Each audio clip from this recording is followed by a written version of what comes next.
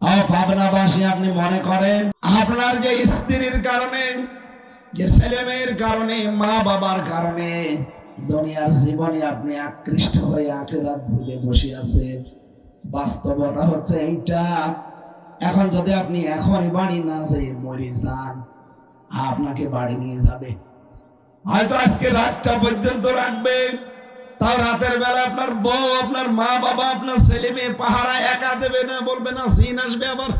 হয়তো 3-4 জন মিলে কান্নাকাটি করে রাতটা পার করে দেবে। সকাল বেলায় মাটিতে দেওয়ার জন্য সবাই ব্যস্ত হয়ে পড়বে। মাটির নিচে দেওয়ার পরে আপনার বউ, আপনার মা বাবা, ছেলে মেয়ে থামানো যাবে না, এত কন্দন করবে, হাত পা ছেড়ে দিয়ে দাবড়াবে। হয়তো 2-3 দিন এভাবে না খেয়েও থাকবে। 7 দিন পর্যন্ত এলোমেলো থাকবে। 40 দিন পর্যন্ত কথাবার্তা হয়তো কম বলবে। 3 মাস, 4 মাস, 10 দিন পরে দেখবেন স্বাভাবিক হয়ে গেছে। কি এটাকে আমি বানিয়ে বলছি? এটা যে দুনিয়ায় হচ্ছে, আল্লাহ আমাদের সেটা স্মরণ করে দিয়েছে। হয়তো আপনার স্ত্রীর মা বাবা 4 মাস 10 দিনের ভেতরে অন্য কারো সাথে আপনার এই মেয়ে, এই বউটাকে বিয়ে দিয়ে দেবে। 5-7 দিন সংসার করার পরে ওই মেয়েটা তার বাবার কাছে কল দিয়ে বলবে, আব্বা খুব ভালো করেছো বিয়ে দিয়ে, কারণ আগে যার কাছে ছিলাম তার চাইতে এটা 100 গুণ ভালো। এই হচ্ছে দুনিয়া। এইটার জন্য আপনি আখিরাত নষ্ট করে ফেলবেন। আমি যদি জেলখানায় মরে যেতাম, কারণ আমার সামনে বহু মানুষ মারা গেছে, আমি দেখেছি, লাশগুলো খালি বের করে দিত। জীবনের শেষ কথা তার পরিবারের কাছে সে বলতেও পারে নাই।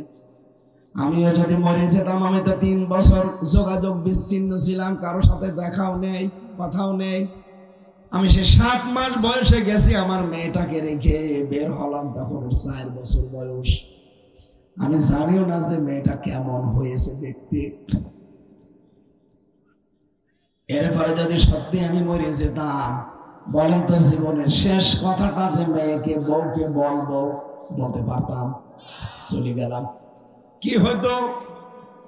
হয়তো ম্যাডাম কয়েকদিন কান্নাকাটি করে ম্যাডামের মা বাবা নিজেরা 4 মাস 10 দিন পরে বাধ্য হয়ে তার মেয়ের দিকে তাকিয়ে বিয়ে দিয়ে দিত।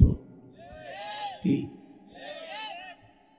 বিয়ে দেওয়ার 4-5 দিন পরে দেখবেন ও ম্যাডাম নিজেই আমার শ্বশুরকে বলতো, আব্বা অনেক ভালো করেছে, হামজা আর কি ছিল, এখন যেটা বেশি এটা আল্লাহর ওলি। আমি বাস্তব বলছি, এইটাই বলতো। আমার 3 পুরুষ, আমার বাবার নাম রিয়াজউদ্দিন, আমার দাদার নাম জাহান আলী, তার বাবার নাম হচ্ছে নমাজ আলী সর্দার। এরপরে আমি আর চিনি না। এই যে কোরআন শরীফ আমার সামনে, আল্লাহর কসম, এরপরে আমার আর জানা নেই, আর আমার জানার দরকারও নেই। যারা পাস্ট হয়ে গেছে ও ছাতা মনে রেখে আমার কি দরকার?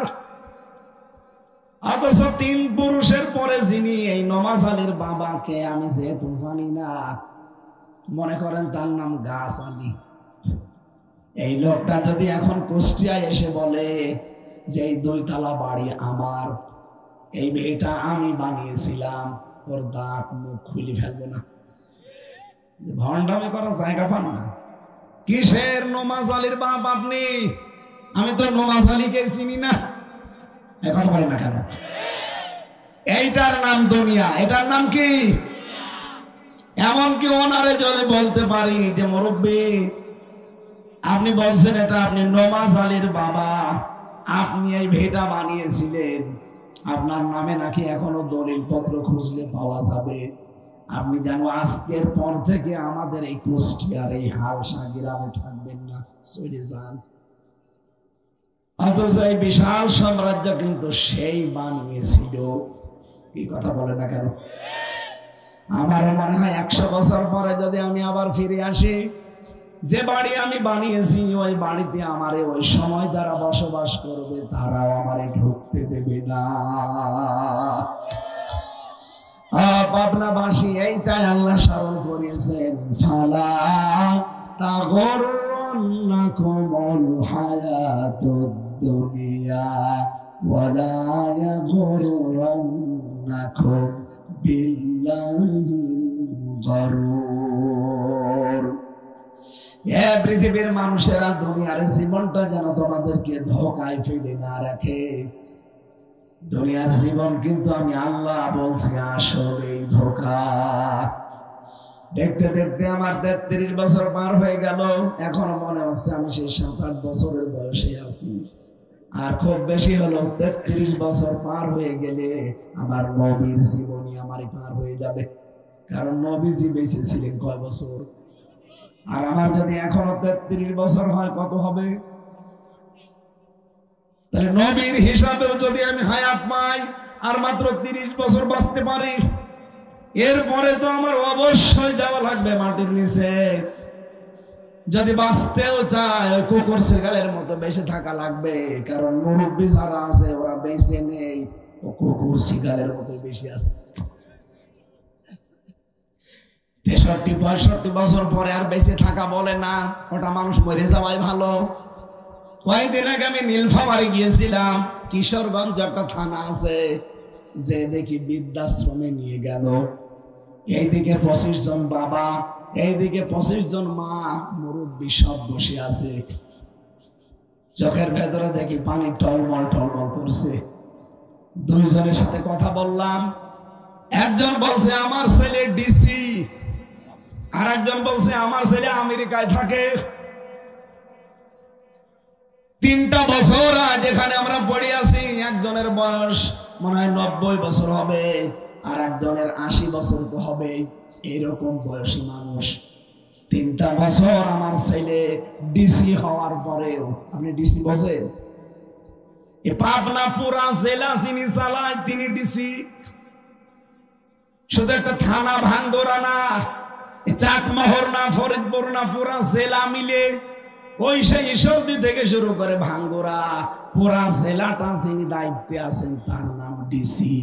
সেই লোকের মা পড়ে আছে 3 বছর, ওই মাসে মাসে কিছু টাকা পাঠিয়ে দেয়। আমি জিজ্ঞাসা করলাম, ডিসির মা আপনি, আর আপনি পড়ে আছেন এই বৃদ্ধাশ্রমে কেন? বলছে বাবা আমার বৌমা শুধু ঘ্যান ঘ্যান করে। বৌমা বলেছে এই বুড়ি যদি বাড়ি থাকে তোমার ভাত আমি খাবো না। আমার ছেলে আমার বৌমার কথা মতো তার রূপে পাগল হয়ে আমার এখানে দিয়ে গেছে। ওর বাবা আছে ওই যে ওই লাইনে বসে আছে ওর বাবা।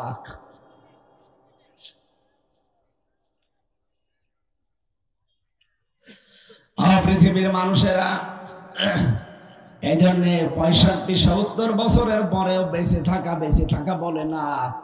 জেলে আমি 80 বছর, 85 বছর, 90 বছরের মানুষ পেয়েছি। ওদের দেখতাম ওরা বসে বসে মাছি মারে, কোনো কাজ নেই ওদের ওই হাসপাতালের সামনে অথবা রান্নাঘরের সামনে অথবা কোনো ফ্লোরের সামনে বসিয়ে রাখে। জেলার যেয়ে বলে এখানে বস। ওরা কি করবে সারাদিন? কারণ যাবজ্জীবন তাদের কারাদণ্ড, মরণ হলে তারপরে বের হবে, এর আগে আর বের হওয়া নেই। এই মুরব্বী মানুষগুলো দেখতাম বসে বসে মাছি মারে। এরকম একটা হাতে কি নেয়, নিয়ে মাছি ওড়ে, মাছি মারে। যদি সারাদিনের ভেতরে 10টা মাছি মারতে পারে তাহলে নাকি তার জীবনের 1 দিনের জেল মাপ। হাত পা চলে না মুরব্বী, মুখ দিয়ে গ্যাসা উঠে যায়, ফেনা ওঠে, থুতু ওঠে। পোশাক আশাক দেখলে এমনি ঘৃণা লাগে। এইরকম বয়সের মানুষ পড়ে আছে। বলেন তো, আমি মাঝে মাঝে ওদের নিয়ে ভাবতাম, আল্লাহ এ বয়সে বেঁচে থাকার চাইতে কবরে যাওয়াই ভালো। কি কথা বলেন কেন? বলেন তো, অন্যের সাহায্য নিয়ে বেঁচে থাকা। আমি নিজে নিজে কোনো কাজ করতে পারি না, চলাফেরা করতে পারি না, খেতে পারি না, সব অন্যের সাহায্য নিয়ে করা লাগে। এইরকম জীবনে পৌঁছানোর চাইতে মরে যাওয়া অনেক ভালো না। রব্বুল আলামিন জানিয়েছেন দুনিয়ার জীবন কিন্তু ধোঁকা, এইটার নাম খুব সাবধানে থাকবা। তোমার আসল টার্গেট যেহেতু আখিরাত, এজন্য ওই জীবন সম্পর্কে সতর্ক থাকা লাগবে। পৃথিবীর মানুষেরা বারবার এটা কেন বলছে জানো? ইন্নাশ শাইতানা লাকুম আদুউম ফালা ফাত্তাখিজুহু আদুওয়া। অবশ্যই শয়তান তোমাদের শত্রু, আর শয়তানকে শত্রু হিসাবেই তোমরা গণ্য করবা। আল্লাহ পাক বলেন ইন্নামা ইয়াদউ হাসবাহু লিয়াকুনু মিন আসহাবিস সাঈর। কেননা শয়তান তার দলবলকে এই কারণেই ডাকতে থাকে যেন সে তার সাথে জাহান্নামের আগুনে নিয়ে যেতে পারে। বলেন নাউজুবিল্লাহ। তাহলে শয়তান এটা আমাদের প্রকাশ্য শত্রু, দুনিয়ার জীবনটা ধোঁকা। এই বর্ণনাগুলো কার? আরো জোরে বলেন। এবার প্রশ্ন আমার, যে শয়তান কোথায়? নবীজি বলেন শয়তান হচ্ছে দুই প্রকার, একটা মানুষ শয়তান আর একটা জিন শয়তান। কি কথা বলেন এখন? মানুষের ভেতরে আবার শয়তান দুই প্রকার, একটা পুরুষ শয়তান, একটা নারী। ভালো করে খেয়াল করবেন। পুরা কোরআন শরীফে আল্লাহ শয়তানের ধোঁকাবাজির কথা, ষড়যন্ত্রের কথা, কৌশলের কথা, এগুলো কোরআনে যেখানেই দিয়েছেন, পুরা কোরআন পড়ে আপনি দেখবেন সেই জায়গায় শয়তানের চক্রান্তের কথা বলতে গিয়ে বলেছেন দুর্বল। কি বলেছেন? ইন্না কায়দাশ শাইতানি কানা দাঈফা। অবশ্যই শয়তানের চক্রান্ত একেবারেই দুর্বল। কিন্তু আল্লাহ মহিলাদের নাম যেখানে দিয়েছেন, যেই মহিলাকে শয়তান আসর করে, শয়তান দখল করে, শয়তান যার উপরে ভর করে, এদের চক্রান্ত যখন আল্লাহ কোরআনে দিয়েছেন তখন আর দুর্বল বলেননি, বলেছেন ভয়ঙ্কর। ইন্না কাইদাকুন্না আযীম। অবশ্যই মহিলাদের চক্রান্ত বড় ভয়ঙ্কর। কে বলছে? আল্লাহ আয়াতটা নাযিল করেছেন সূরা ইউসুফের 28 নম্বর আয়াত। যদিও এটা জুলাইখার নামে নাযিল করা, কিন্তু আল্লাহ জুলাইখার নাম এখানে দেননি। এদিকে দেখান। জুলাইখার নাম আল্লাহ জানতেন না? বলেন বলেন, কেন তার নাম না দিয়ে আবার বহু বচন দিলেন? কা দিলেও তো হয়ে যেত, কন্যা দিলেন কেন? কারণ জুলাইখা শুধু একা না, কিয়ামত পর্যন্ত বহু মহিলার চক্রান্ত এমন জুলাইখার মতো আসবে পুরুষের জীবনে। পুরুষদেরকে ঘায়েল করার জন্য শয়তান ওদেরকে জাল হিসাবে ব্যবহার করবে। এরকম বহু জুলাইখা দুনিয়ায় আসবে। এই জন্য আল্লাহ কাদান নিয়ে দিয়েছেন কন্যা। 2 নম্বরে জুলাইখার নাম সরাসরি দিলেন না কেন? কোরআন শরীফে আপনি যেই মহিলার নাম পাবেন, আপনি দেখবেন তার স্বামী দুনিয়ায় নেই। স্বামী যাদের নেই তাদের নাম কোরআনে দিয়েছেন, কিন্তু স্বামী যাদের আছে তাদের নাম আল্লাহ কোরআনে দেয়নি। মরিয়মের নাম কোরআনে আছে না? আরো জোরে বলেন, কেন? তার স্বামী নেই। কি আছে? বলেন তো, আসিয়ার নাম কোরআনে আছে? নেই। ইমরাতা ফিরাউন আছে, ফিরাউনের স্ত্রী। কেন? আল্লাহ কি আসিয়া নাম জানতেন না? তার নামটা কোরআনে দিলেন না। খাদিজার নাম সরাসরি নেই। কি আছে?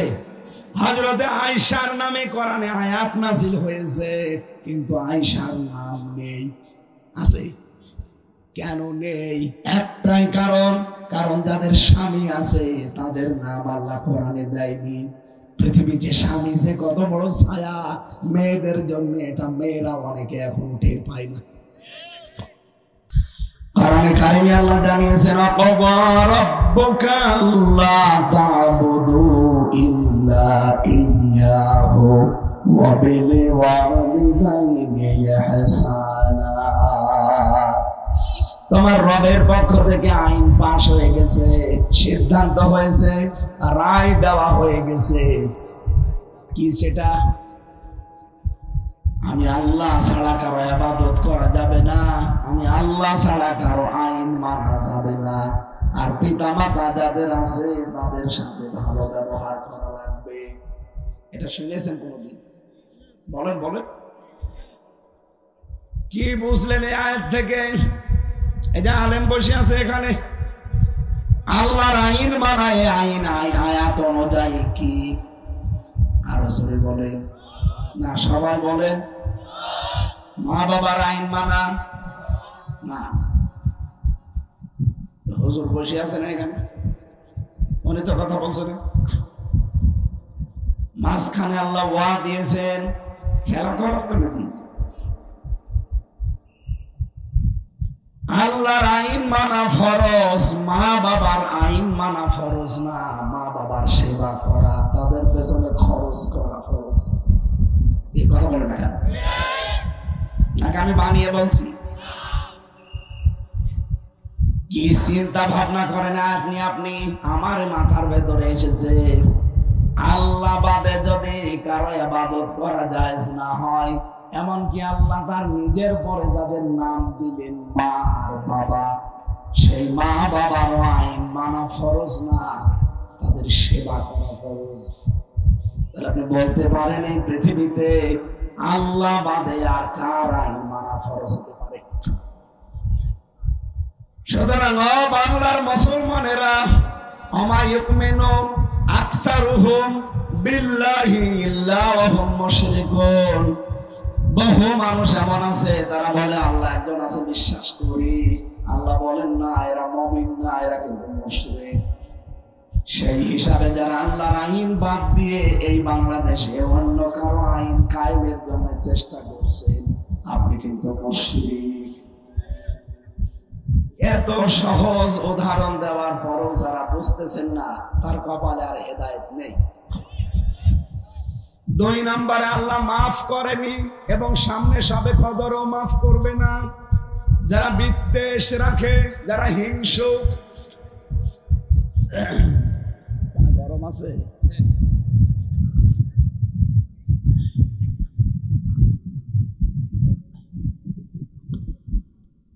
আল্লাহ জানে। এটাই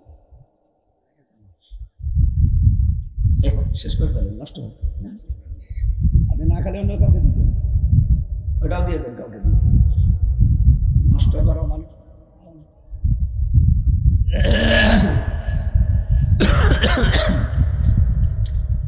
কণ্ঠের যে অবস্থা, এসা দিয়ে কাজ হয়, এর ওপর দিয়ে এখন রেলগাড়ি গেলে কিছুই হবে। আর নিয়ে এসেছে তাও রসমের সাথে মতো ঠান্ডা। জীবন সব এই কথা বোঝে নাকি আন্দাজে হাসতেছে? রসমের সাথে কিছু আছে? বলছে না। আপনি দেখেছেন? আসলে আমার কিছু নেই। বিরোধী দলের নেত্রী ছিল, ঠেলা মারলে পড়ে যায়। কথা বলে কাকা, গৃহপালিত ছিল, যা বলতো হাসিনা ও তাই। এই শয়তানদের কারণে আরো দেশটা এভাবে ধ্বংস হয়ে গেছে। বিরোধী দল যদি শক্ত অবস্থানে থাকতো, আর ওরা ছিল গৃহপালিত, যা বলতো তাই করতো, আর বিশ্বের অন্যান্য যারা আছে বড়, ওরা মনে করতো বিরোধী দল তো একটা আছে, অথচ ওটাতে ঘরে পালা পোষা, তারা তো বুঝতো না। এখন বুঝতেছে। এখন বাংলার মানুষ টের পাইয়েছে যে না, ওরা বিরোধী দল ছিল না, ওরা নিজেদের অবৈধ সম্পদ গুলো বৈধ করার জন্য বিরোধী দল সেজেছিল। আপনি জানেন এই জাতীয় পার্টিতে সবাই না, এমন কিছু কিছু হারামি আছে, এদের যে কত টাকা, ওরা ছাড়া আর আল্লাহ ছাড়া কেউ জানে। শুধু আওয়ামী লীগের একাদশ না, এই 15টা বছর দেশটা ধ্বংস করার পেছনে এরাও দায়ী। 14 দল নাম নিয়েছে। কিসের 14 দল? বাংলাদেশের 14 দল বাদ দিয়ে আমরা যারা আছি সবাই কম বেশি মজলুম। এই কথা বলে না কেন? এই জন্য সব বিভেদ ভুলে যান। ও 14 দল বাদে যারা আছি, দেশটাকে একটু সাজান। নিজেদের ভেতরে কামড়া কামড়ে আবার করবেন, ও কিন্তু বসে নেই। ও আবার ষড়যন্ত্রের জাল বলতেছে। অলরেডি মোদিকে পাঠিয়ে দিয়েছে ডোনাল্ড ট্রাম্পের কাছে। স্বামীকে যা বলে স্বামী তাই শোনে। আর মাতা তো গরুর মদ খাওয়ালো, শয়তানরা যা বলে ও শয়তান তাই শোনে। আর ঢ্যাং ঢ্যাং করতে করতে চলে গিয়েছে মোদি। ডোনাল্ড ট্রাম্পের কাছে যে মিথ্যা চিন্তা বানিয়ে বলতো আমাদের দেশ সম্পর্কে, কিন্তু ডক্টর ইউনূস এটা একেবারে ম্যাগনেট। যেই দিন মোদি গেছে ট্রাম্পের কাছে নালিশ দিতে এই দেশ সম্পর্কে আর হাসিনা সম্পর্কে কথা বলবে, ঠিক ওই দিন বিশ্বের আন্তর্জাতিক মিডিয়াগুলো নিয়ে আয়না করে গেছে। জাতিসংঘ ওই দিনই রিপোর্ট দিয়েছে। ডোনাল্ড ট্রাম্প ওই দিন কি বলেছে যে ও হাসিনার বিষয়ে আমার কাছে কিছু বলবেন না, ওটা আপনার বিষয়। ওরা মনে করেছিল বাড়া ভাতে লবণ দিয়েছে। এই জন্য ষড়যন্ত্র চক্রান্তের পেছনে যারা দায়ী, আপনারা দেখতেছেন দেশের ছাত্র জনতা কিন্তু কাউকে ক্ষমা করেন। যারা এখনই অনেকে কিছু না পেয়ে বাবা শাহজালাল সব হালাল করার চিন্তায় আছেন, থামে, দেশটা এখনো হাতে আপনি পাননি। আমরা যা দেখতে পাচ্ছি এটা বলছি, আগস্টের 5 তারিখের পরে অনেকেই অবৈধ কাজে লেগে পড়েছি। এক কথা বলে না কেন? বিশেষ করে চাঁদাবাজি। কেন আপনি চাঁদাবাজি করবেন? এটার জন্য বিএনপিতে যারা আছেন শুধু এই চাঁদাবাজ যারা, এরাই দায়ী না, আপনি উপরে যারা আছে তারা দায়ী। কারণ তারা কোটি কোটি টাকার মালিক, আর এরা 15 বছরে হামলা মামলা জেল জরিমানা বাড়ি থাকতে পারে না। এদের বহু সমস্যায় 15 বছরে হয়ে গেছে। তারপরেও আমি নিজে যেহেতু জেলখানায় এদের মাজলুম অবস্থা দেখেছি। সম্মানিত ভাইরা, চাঁদাবাজি করা যাবে না। আপনাদের চাইতে আমরা মজলুম কম ছিলাম না। কি কথা বলে না কেন? আমাদের তো বাড়ি থাকতে দেয়নি, আর আমাদের বাড়ি বুলডোজার দিয়ে ভেঙে দিয়েছে। আপনি সাতক্ষীরা যান, চাঁপাইনবাবগঞ্জে যান, বুলডোজার দিয়ে গ্রামের পরে গ্রাম মাটির সাথে একেবারে মিশিয়ে দিয়েছে। অপরাধ কি? জামাত ইসলাম করে। আল্লাহ পুরা ওইটা উল্টি এখন 32 নম্বরের উপর তুলেছে। নাজিল হয়েছিল এই ফেব্রুয়ারির 5 তারিখে আযাবুল বুলডোজার। কি আযাব? কি আযাবুল বুলডোজার? এটা নিয়ে যারা ঝামেলা করেছে, উস্কানি দিয়েছে, এই যে অপারেশন ডেভিল হান্ট চলছে। কি কথা বলে না কেন? অপারেশন ডেভিল হান্ট মানে শয়তানের খোঁজে। পুলিশ এখানেও দাঁড়িয়ে আছে বিভিন্ন জায়গায়। সেদিন একটিও ছিল আমার মাহফিলে, মনে হয় নাটোরে।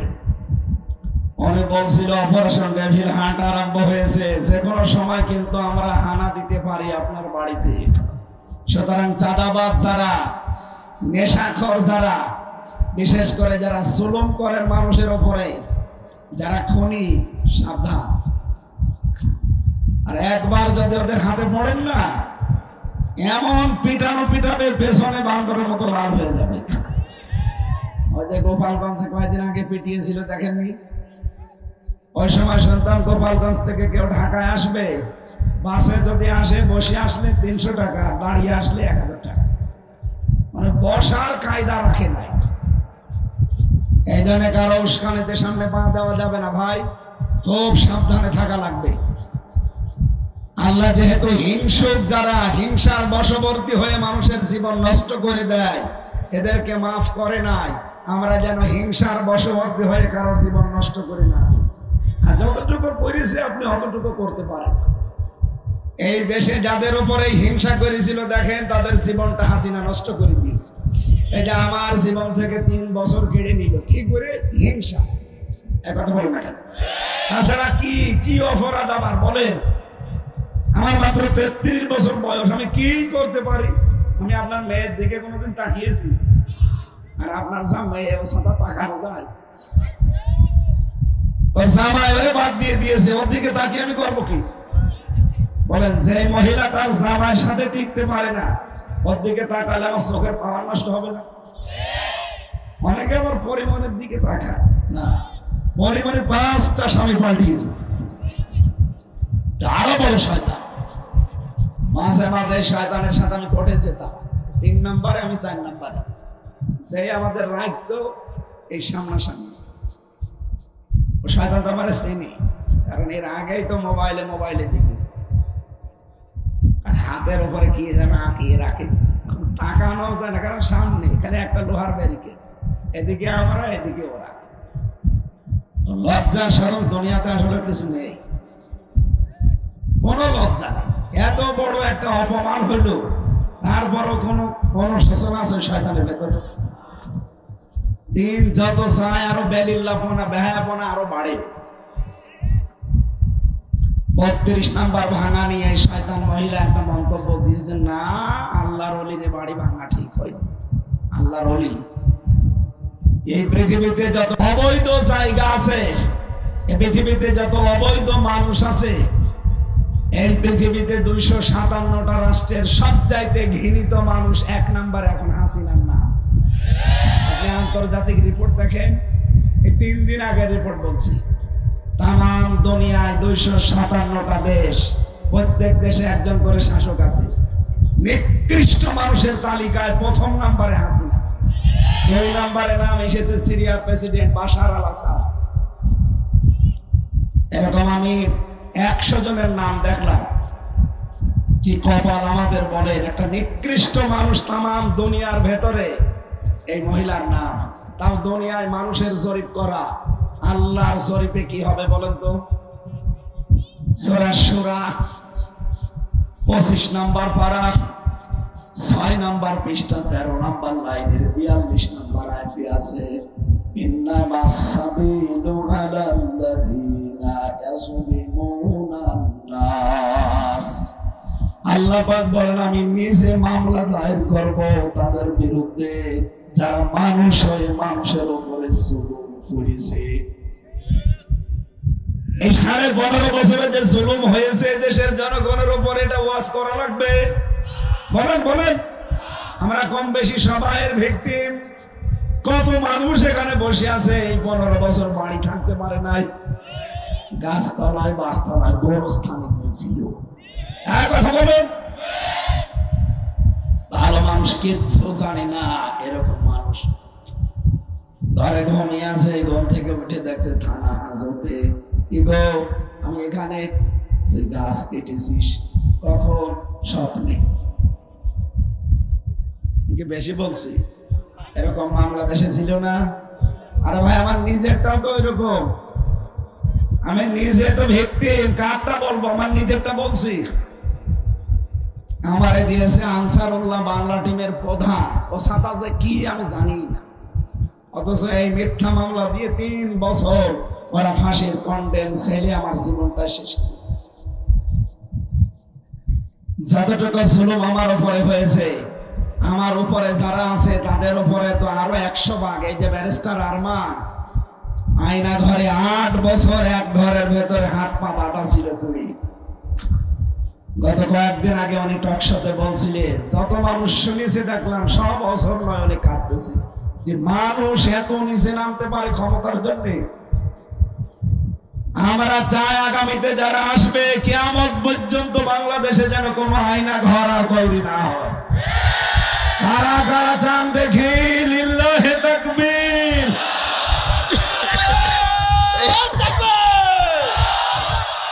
নারায়ে তাকবীর। আল কুরআনের আলো, কুরআন আজাদি খানা, নারায়ে তাকবীর। আলহামদুলিল্লাহ ভাই, দরুদ আর সালাম পাঠ করার মাধ্যমে আমরা তেলাওয়াতকৃত আয়াত সূরা ফাতির 5 নাম্বার আয়াত পড়েছি। কয় নাম্বার? তাফসীর আকারে এবার কথা বলছেন। বসেন বসেন। আল্লাহ রাব্বুল আলামিন বলেন, ইয়া আইয়ুহান নাস, হে মানব মণ্ডলী, ইন্না ওয়াদাল্লাহি হাক্কুন, অবশ্যই আল্লাহর ওয়াদা সত্য। ফালা তাগুররান্নাকুমুল হায়াতুদ দুনিয়া, কখনো যেন প্রবঞ্চক যে শয়তান এ যেন তোমাদেরকে প্রবঞ্চনা করে দুনিয়ার ময়দানে ধোঁকা দিয়ে বোকা বানাতে না পারে। দুনিয়ার জীবনটা কিন্তু এটা ধোঁকা। এটা ছিল বাংলা অর্থ। এবার আমরা তাফসীরে প্রবেশ করছি। তাফসীরে ইবনে কাসিরের বর্ণনা এসেছে, আল্লাহ এখানে ডাক দিয়ে মানুষদেরকে কিয়ামতের ভয়াবহতা স্মরণ করিয়েছেন। ইয়া আইয়ুহান নাস, শুধু মুসলমান না, হে পৃথিবীর মানব মণ্ডলী, দুনিয়ার সব মানুষের স্রষ্টা যেহেতু আল্লাহ, এজন্য সবাইকে আল্লাহ অ্যাড্রেস করেছেন, ইন্না ওয়াদাল্লাহি হক, অবশ্যই আমি আল্লাহর ওয়াদা সত্য। এই ওয়াদা মানে কিয়ামতের ময়দান। এই ওয়াদা মানে কিয়ামতের যে ময়দান আল্লাহ কায়েম করবে। পাবনা ভাঙ্গরা, নারী পুরুষ ভাইয়ার বোনেরা, সবাইকে আল্লাহ কিন্তু এখানে আহ্বান জানিয়েছেন। আমাদের সবার সামনে এই দিনটা আসতেছে, আর এই দিনটা অবশ্যই সত্য এবং হক। ফালা তাগুররান্নাকুমুল হায়াতুদ দুনিয়া, দুনিয়ার এই জীবন যেন তোমাদেরকে এই দিন সম্পর্কে ধোঁকায় ফেলে না দেয়। না, ও আর কি, ও আসতেও পারে, নাও আসতে পারে, আর মরে গেলাম তো মাটির সাথে মিশে গেলাম, এরকম কোন চিন্তা ভাবনা, ধোঁকা যেন তোমাদের ভেতরে না আসে। যাদের ভেতরে এই বিশ্বাস দৃঢ়ভাবে তৈরি হবে যে এরপরে কিন্তু একটা জগৎ আসতেছে, আসতেছে না, ওই জগতে আমাকে দাঁড়াতে হবে। আমার জীবনের বিভিন্ন কর্মকাণ্ড সম্পর্কে আল্লাহ আমাকে জিজ্ঞাসা করবে।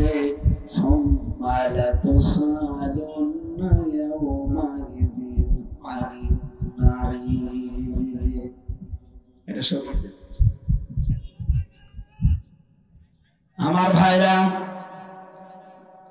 রব্বুল আলামিন যেহেতু এখানে কিয়ামত সম্পর্কে আমাদেরকে সতর্ক করছেন, ওয়াদা দিচ্ছেন, আর আল্লাহ যে বিষয়ে ওয়াদা দিয়েছেন এটা 100% সত্য। এজন্য আমি সহ এখানে যারা আছি, দুনিয়ার এই জমিনে যেন আমরা কেউ পাগলামি অন্তত আর না করি। আমার বিশাল একটা জীবন পড়ে আছে, ওই জীবনের জন্য আমার এখন থেকেই হুঁশিয়ার হওয়া দরকার।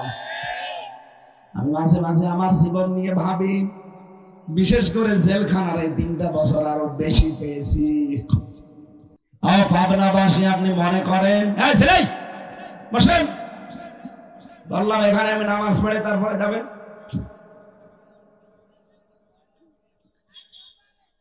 মাইক বন্ধ হয়ে গেছে, মাইক আলা কি করে এখানে? হ্যাঁ, মাইক ঠিক করে দেন।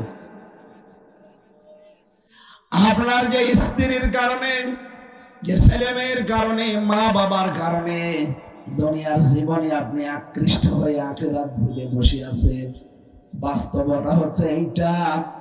এখন যদি আপনি এখনই বাড়ি না যেয়ে মরে যান, আপনাকে বাড়ি নিয়ে যাবে, হয়তো আজকে রাতটা পর্যন্ত রাখবে। তাও রাতের বেলা আপনার বউ, আপনার মা বাবা, আপনার ছেলে মেয়ে পাহারা একা দেবে না, বলবে না সিন আসবে আবার। হয়তো 3-4 জন মিলে কান্নাকাটি করে রাতটা পার করে দেবে। সকাল বেলায় মাটিতে দেওয়ার জন্য সবাই ব্যস্ত হয়ে পড়বে। মাটির নিচে দেওয়ার পরে আপনার বউ, আপনার মা বাবা, ছেলে মেয়ে থামানো যাবে না, এত কন্দন করবে, হাত পা ছেড়ে দিয়ে দাবড়াবে।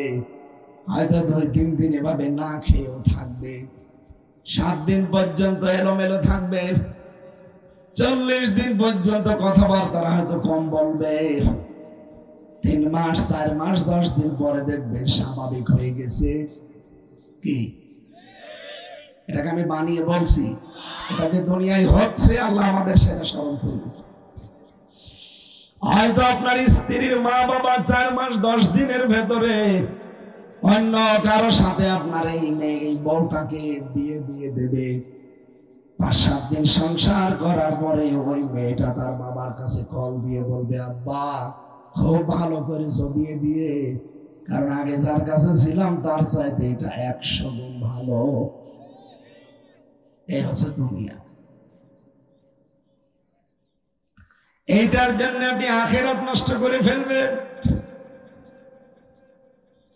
আমি যদি জেলখানায় মরে যেতাম, কারণ আমার সামনে বহু মানুষ মারা গেছে, আমি দেখেছি, লাশগুলো খালি বের করে দিত। জীবনের শেষ কথা তার পরিবারের কাছে সে বলতেও পারে নাই। আমিও যদি মরে যেতাম, আমি তো 3 বছর যোগাযোগ বিচ্ছিন্ন ছিলাম, কারোর সাথে দেখাও নেই, কথাও নেই। আমি সে 7 মাস বয়সে গেছি আমার মেয়েটাকে রেখে, বের হলাম তখন 4 বছর বয়স। আমি জানিও না যে মেয়েটা কেমন হয়েছে দেখতে। এরপরে যদি সত্যি আমি মরে যেতাম, বলেন তো জীবনের শেষ কথাটা যে মেয়েকে বউকে বলবো, বলতে পারতাম? চলে গেলাম, কি হতো? হয়তো ম্যাডাম কয়েকদিন কান্নাকাটি করে ম্যাডামের মা বাবা নিজেরা 4 মাস 10 দিন পরে বাধ্য হয়ে তার মেয়ের দিকে তাকিয়ে বিয়ে দিয়ে দিত। কি বিয়ে দেওয়ার 4-5 দিন পরে দেখবে ও ম্যাডাম নিজেই আমার শ্বশুরকে বলতো, আব্বা অনেক ভালো করেছে, হামজা আর কি ছিল, এখন যেটা পেয়েছি এটা আল্লাহর ওলি। আমি বাস্তব বলছি, এইটাই বলতো। আমার 3 পুরুষ, আমার বাবার নাম রিয়াজউদ্দিন, আমার দাদার নাম জাহান আলী, তার বাবার নাম হচ্ছে নমাজ আলী সর্দার। এরপরে আমি আর চিনি না। এই যে কোরআন শরীফ আমার সামনে, আল্লাহর কসম, এরপরে আমার আর জানা নেই, আর আমার জানার দরকারও নেই। যারা পাস্ট হয়ে গেছে ও ছাতা মনে রেখে আমার কি দরকার? অথচ 3 পুরুষের পরে যিনি এই নমাজ আলীর বাবাকে আমি যেহেতু জানি না, মনে করেন তার নাম গাছ আলী। এই লোকটা যদি এখন কুষ্টিয়ায় এসে বলে যে এই 2 তলা বাড়ি আমার, এই মেয়েটা আমি বানিয়েছিলাম, ওর দাঁত মুখ খুলে ফেলবো না। ভণ্ডামি করার জায়গা পান না। কিসের নমাজ আলীর বাপ আপনি? আমি তো নমাজ আলীকে চিনি না।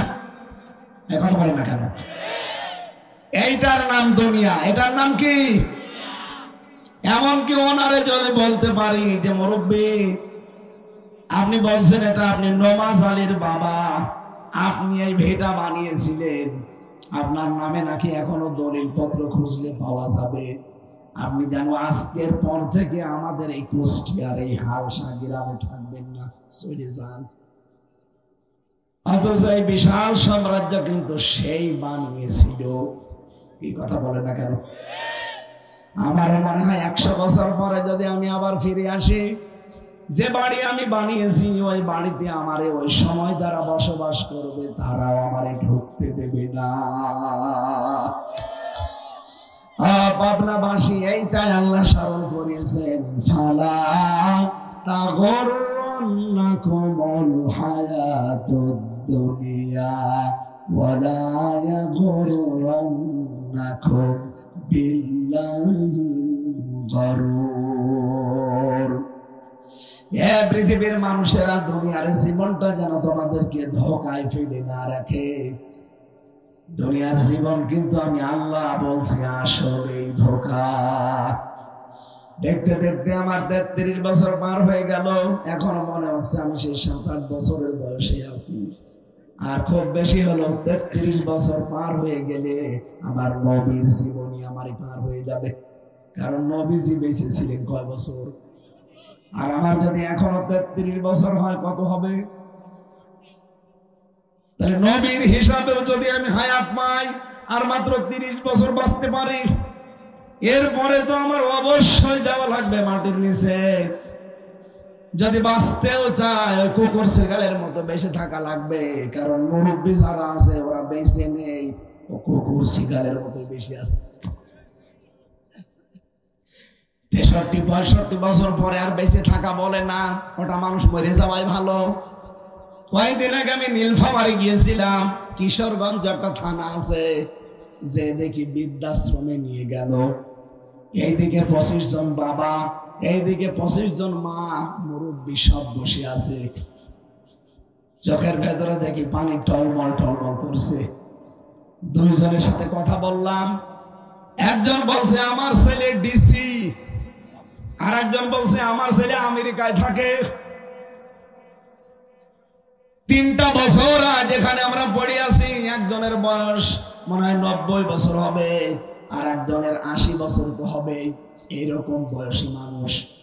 3টা বছর আমার ছেলে ডিসি হওয়ার পরেও, আপনি ডিসি বলছেন, পাবনা পুরা জেলা যিনি চালায় তিনি ডিসি। শুধু একটা থানা ভাঙ্গরা না, চাটমোহর না, ফরিদপুর না, পুরা জেলা মিলে ওই সেই সর্দি থেকে শুরু করে ভাঙ্গুরা পুরা জেলাটা যিনি দায়িত্বে আছেন তার নাম ডিসি। সেই লোকের মা পড়ে আছে 3 বছর।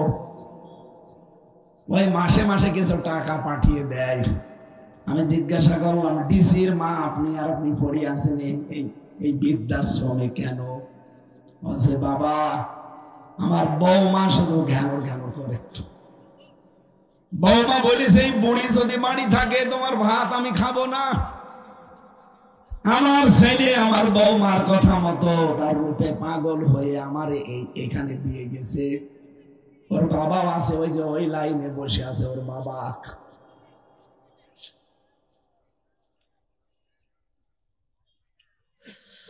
পৃথিবীর মানুষেরা এই জন্য 65-70 বছরের পরেও বেঁচে থাকা বলে না।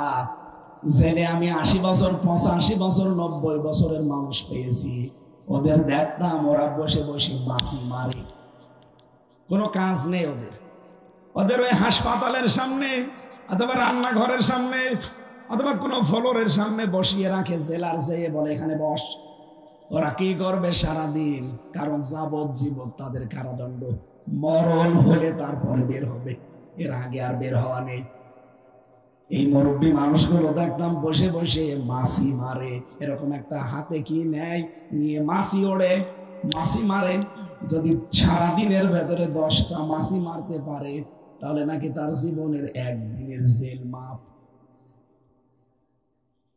হাত পা চলে না মুরব্বী, মুখ দিয়ে গ্যাসা উঠে যায়, ফেনা ওঠে, থুতু ওঠে।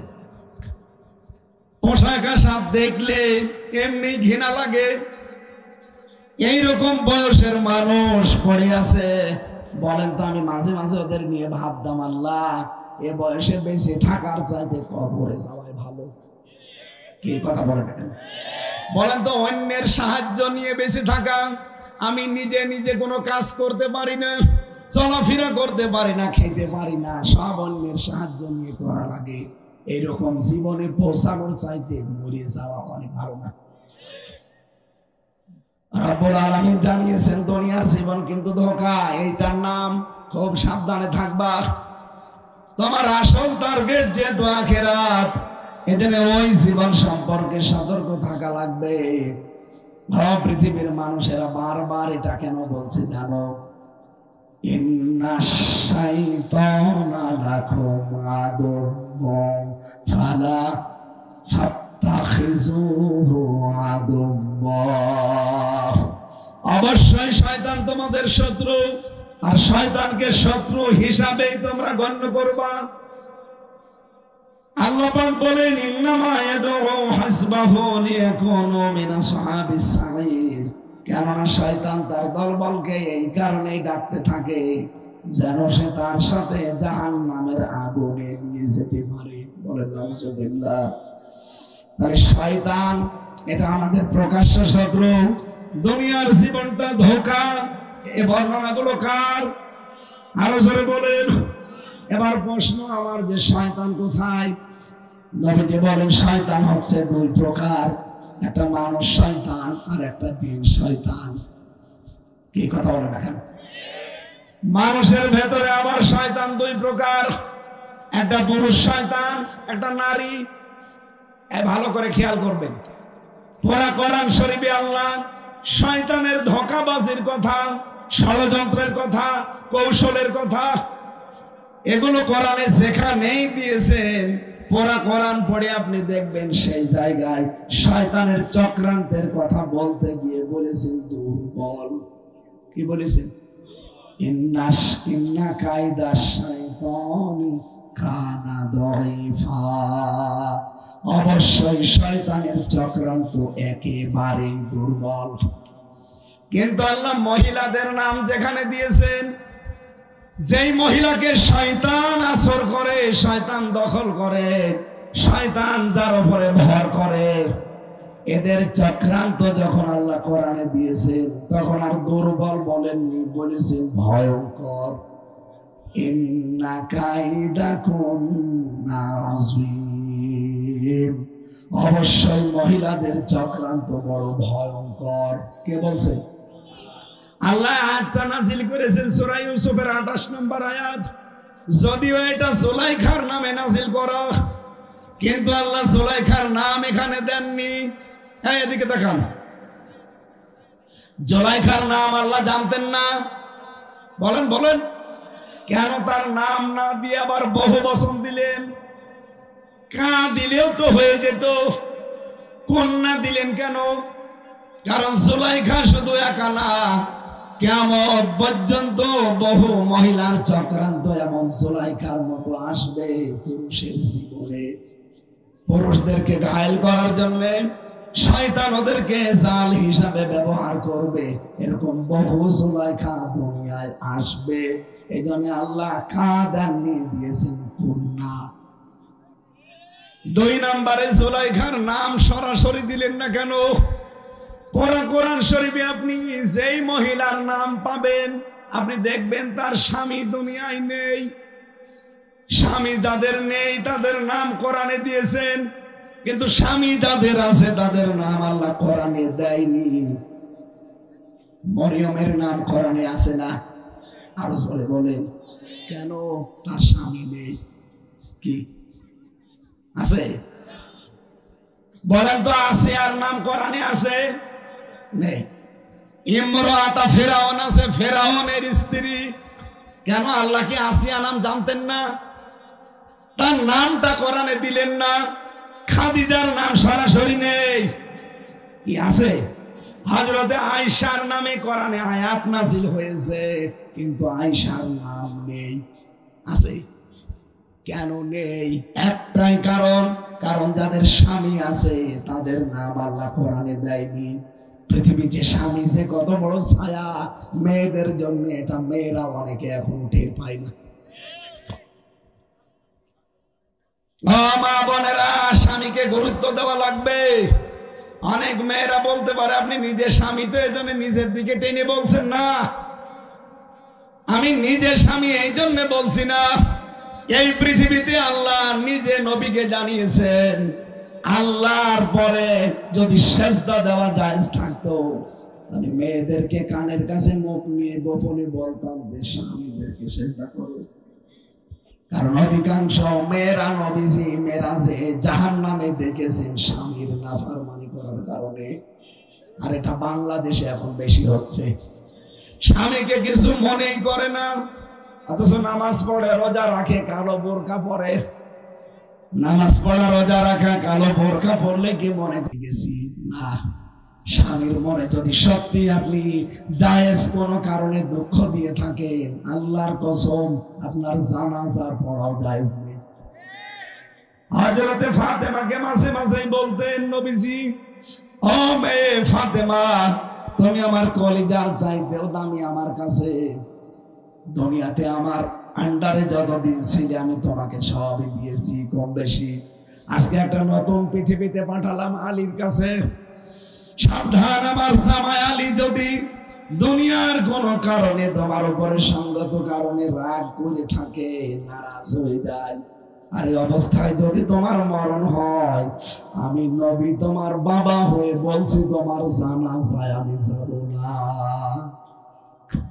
আজ বাংলার মা বাবা গুলো যদি এভাবে মেয়েকে একটু শাসন করে দিত, মেয়েরা অনেক সময় স্বামীর সাথে ভালো ব্যবহার করত, ভয়ে বাধ্য হতো না। অধিকাংশ বাবা আর মা আরো সাহস দেয়, কি বেশি ঝামেলা করলে ওর বাড়ি থেকে চলে আসবি, তোর অন্য জায়গায় বিয়ে দেব।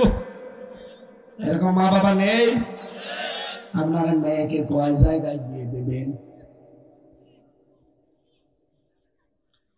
মা বোনেরা, স্বামী যাদের আছে তাদের নাম আল্লাহ কোরআনে দিলেন না। স্বামী যাদের নেই, এরকম একজন মহিলার নাম আল্লাহ শুধু কোরআনে দিয়েছেন স্পষ্ট, তার নাম মারিয়াম। নাম কি? অন্য কারো নাম দেয়নি। তাফসীরে মুফাসসিরিনে কেরাম বলেছেন এইটাই কারণ স্বামী একটা মেয়ে লোকের জন্য ছায়া। আপনার স্বামী যদি মরে যায়, যদি বাইরের দেশে থাকে, দেখবেন এলাকার মানুষ আপনাকে কোন নজরে দেখে, কোন উলট পালট নজর আপনার দিকে দেয়, কত উল্টা পাল্টা বেহুদা কথা বলে। কিন্তু স্বামীটা থাকতে এই কথা কেউ বলার সাহস পায় না। কথা বলে ঠিক কিনা?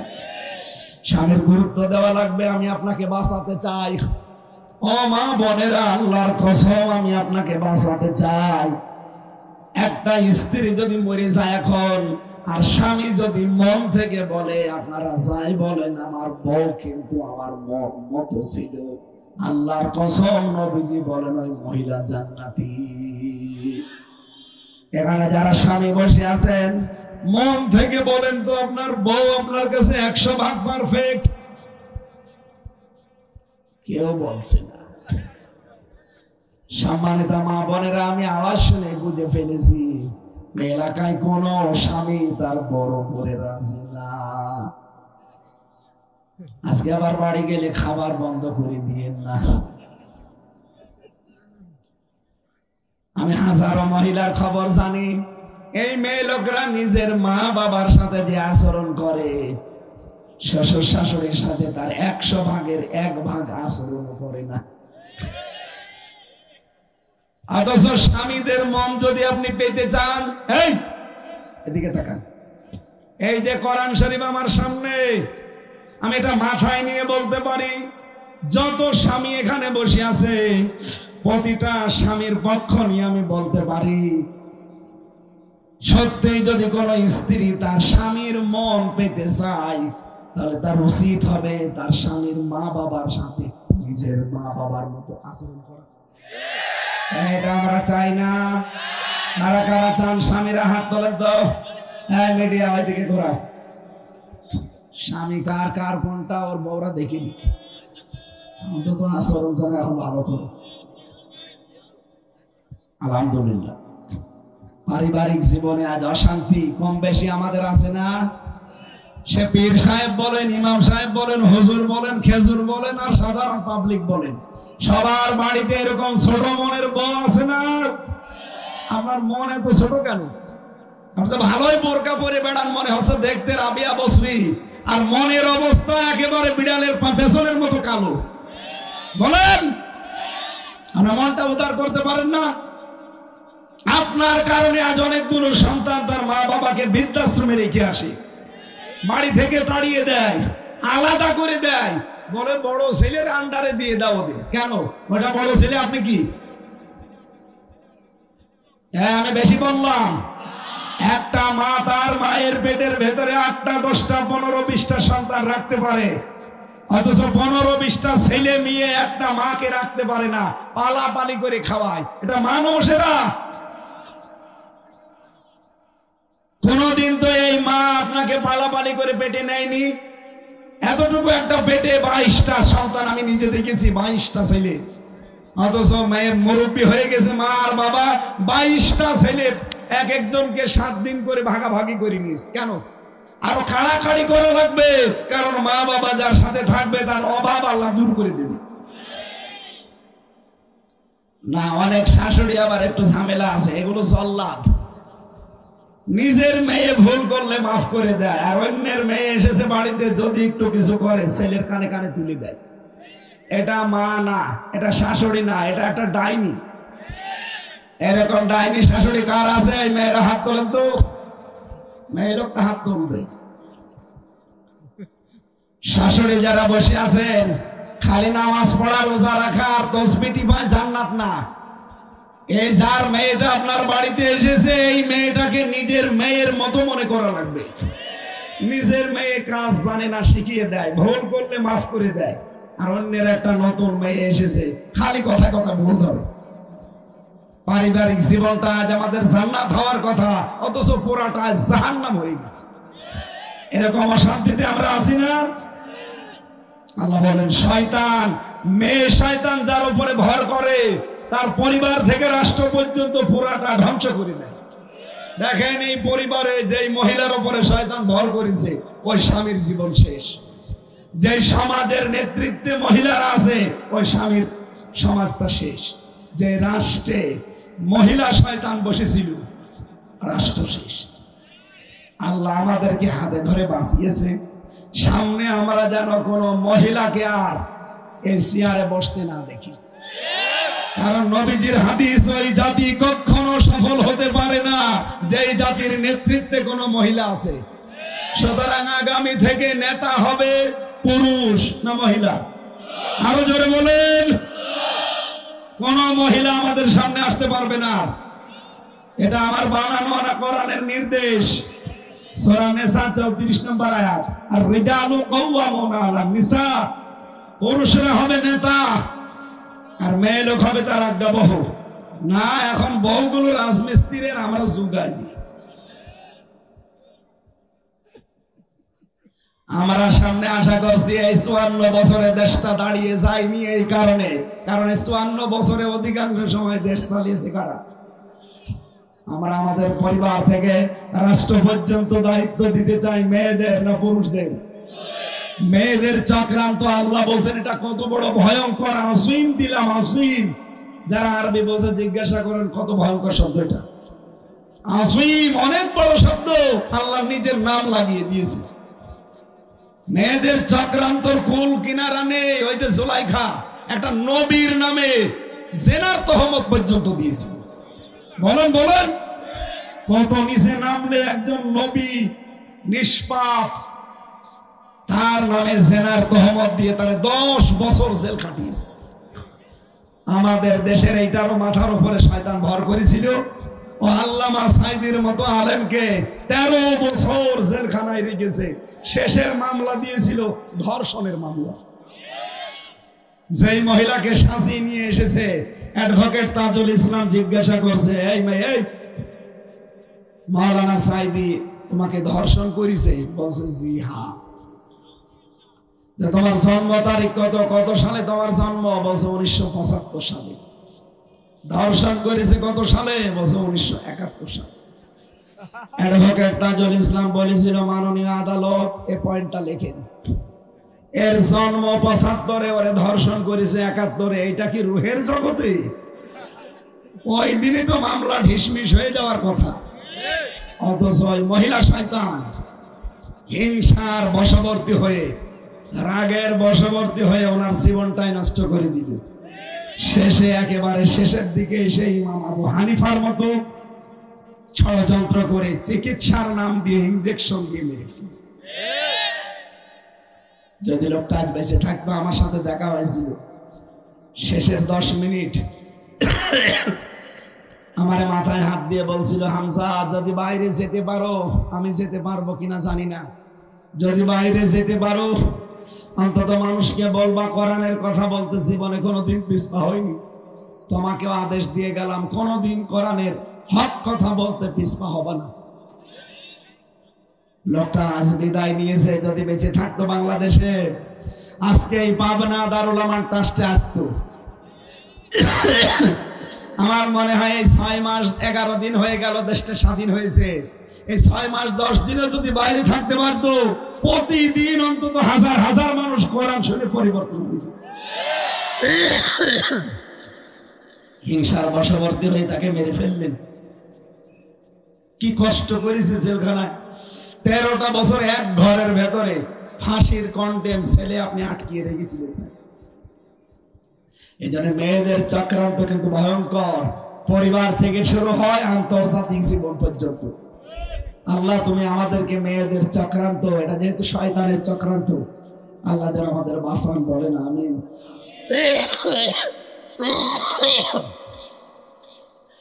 মেয়েদের জীবনী নিয়ে জেলখানায় বসে আমি বই লিখেছিলাম, দাম্পত্য জীবনের কলহ এবং তার সমাধান। আমার গাড়িটা কোথায় আছে আমি জানি না, এই যে গাছের নিচে। বইটা নিয়ে যাবেন, আপনার মেয়েকে আপনার বউকে পড়াবেন। পরিবারে শান্তি নেই, আমি দেখে দেখে লিখেছিলাম জেলখানায়। আমরা এটা নিয়ে যান, কাজে লাগবে। আল্লাহুম্মা আমিন। লা ইলাহা ইল্লা আনতা সুবহানাকা ইন্নী কুনতু মিনাজ জালিমিন। আল্লাহুম্মা গফিরলি ওয়ারহামনি ওয়াহদি